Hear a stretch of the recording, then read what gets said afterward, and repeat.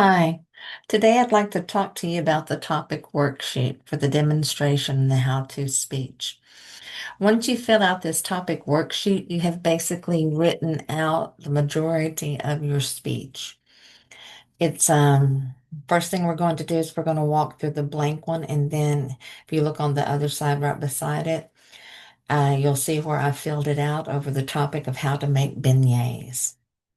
First, let's go through the demonstration or the blank worksheet.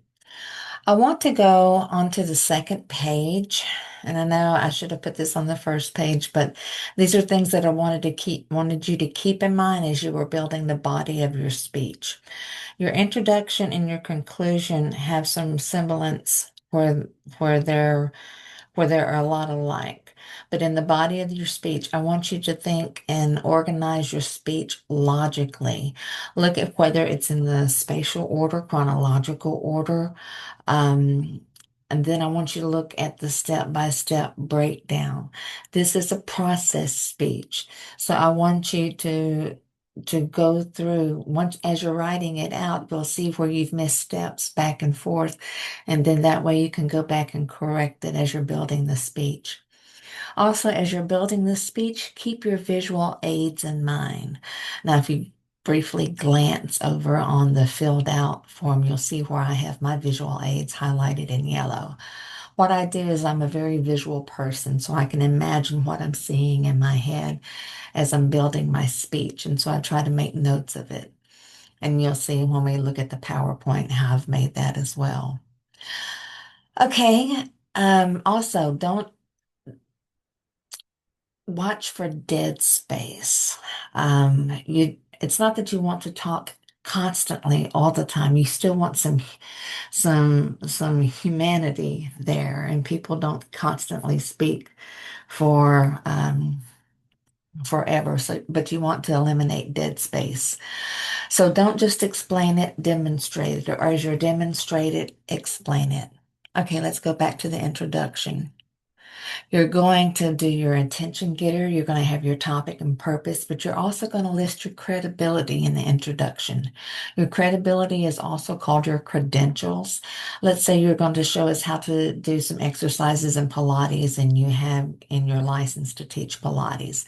Those are your credentials. Or let's say, in my speech over here, from childhood to young adulthood. So I'm giving you years of experience. Okay. You also want to preview the main points or the steps that you're going to cover. In your speech, I have four, but you can do this for as many, or on the topic worksheet, there's four. There could be three, there could be seven, is what you'll find in the sample example that I've written out. This example is also in the module because we're going to kind of fly through it. Don't forget your transition statements between each step and between each segment of your speech, from the introduction to the body, from the body to the conclusion. Okay. If you look,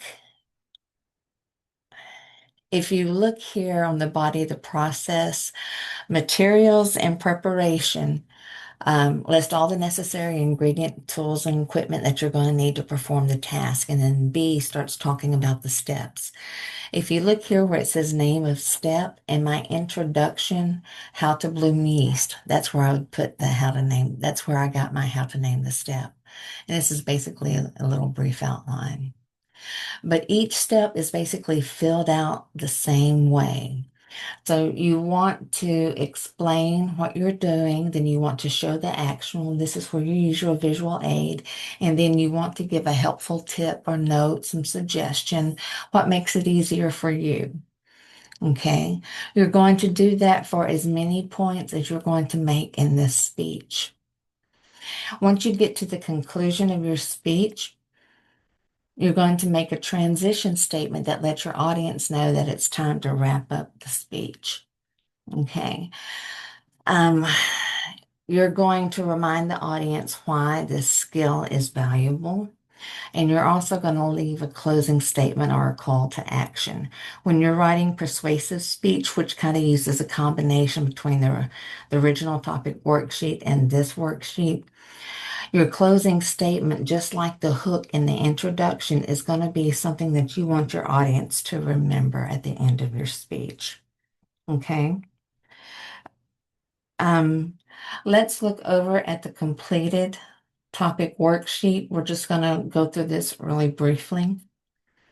How to make beignets. I have my intention getter. One of the places where memories are made in my home growing up was in the kitchen. One of my favorite recipes was one I liked to make with my grandmother, and that was beignets. Okay, I love to make beignets with my grandmother. It was so much fun. Um, I would cut the dough and she would pinch the dough as we were rolling them out. I've listed my topic, my purpose, and I've showed you my credibility. Now, in the previewing the main points of my speech, I have 7. It takes as many steps as it takes. At first, I started out with 5 steps, and then I remembered this and remembered that. So by the time I got to the end of the speech, I had 7 steps. Don't forget your transition statements from introduction into the body of your speech. Okay. One of the lessons my grandmother taught me was to gather the ingredients and your tools before you start the process in the kitchen. This way you can measure things out and then put things away as you've used them and kind of clean up as you go along. See, I'm giving you parts of the speech as we're filling it out. Okay, if you look here, it says for beignets, you're going to need the following. This is the A. Let me go back over here. I apologize. There we go. This is the A. Um, you can see where I highlight in yellow a picture of a large bowl and a wooden spoon and a skillet, maybe some oil in the skillet or whatever. And then I go through the ingredients you're going to need.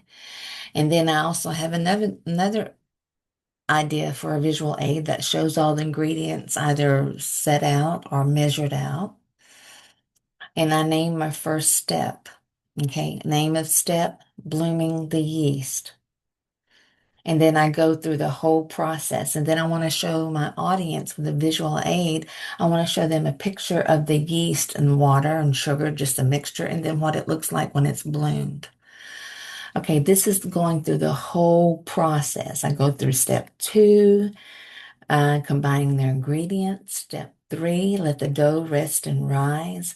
As you see, I have multiple images that I'm going to put onto slides or into a PowerPoint for the visual aid. I go down through step 4, 5, 6, and then we get to 7. Now we have a transition statement from the body of the speech to the conclusion, letting your audience know that you're wrapping it up. This transition statement reads, and you can use different type of transition words. Google transition words or find yourself a thesaurus and find different transition words so that it can help you build your statements. Doesn't all this sound delicious? Making beignet takes me back to my grandmother's kitchen when I was a little girl. Watching my kids make beignets warms my heart because I'm keeping memories alive. And we're making memories in the kitchen. In the summary, you can see where I've highlighted the main points that I've covered. Okay. And then the final result, I'm going to have a picture of beignets, but I would also, if I'm doing this in class, I would bring a plate of beignets to share with everybody else. And then I have a call to action or a closing statement. Okay. And so, like I said, I'm going to put these documents there to where you can read them. But also, look here, I have my sources used. And I was looking through different images. And so I kind of saved my images or where I can go, links where I can go back and look at my images that I'm going to use. This is how to fill out the topic worksheet. I hope this has answered some questions for you or made things a little bit easier. Have a great day.